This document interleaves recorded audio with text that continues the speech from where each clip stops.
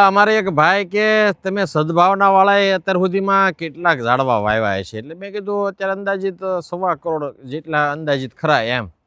તો એ કે હું બહુ બધા વાવું છું, દર વર્ષે વાવું છું. મેં કેટલા વાવ દર વર્ષે કે 2 લાખ 5 લાખ 10 લાખ એવા ઝાડ હું વાવું છું દર વર્ષે, કે ઘણા વર્ષોથી વાવું છું. એટલે મેં કીધું આ તો મોટો પ્રકૃતિ પ્રેમી કહેવાય ભાઈ, આ તમારું તો કીધું કંઈક સન્માન થવું પડે. પછી ખબર પડે કે એ ભાઈ 100 વીઘા ગામની વાવવા રાખે છે અને એ દર વર્ષે કપાસિયા વાવે છે. એટલે મેં કીધું કપાસિયાનો કપાસ થાય, એની હાંઠિયું થાય, એના આવા ઝાડવા ન થાય. આવા ઝાડવા તો સદભાવના જે વાવે છે એના બહુ વર્ષાયું હોય, લાંબા આયુષ્યવાળા હોય, લોંગ એજેડ હોય, એના ઝાડવા થાય.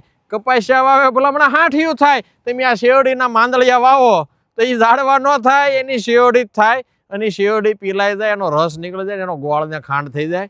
પણ આ ઝાડવા આવા વાવ્યા હોય તો આ હજારો જીવોનું રહેઠાણ અને ખોરાકનું માધ્યમ થાય, અન્ન ક્ષેત્ર થાય, આ જીવ તો સબૂતરો થાય. બાકી કપાસિયા એ હાંઠિયું થાય.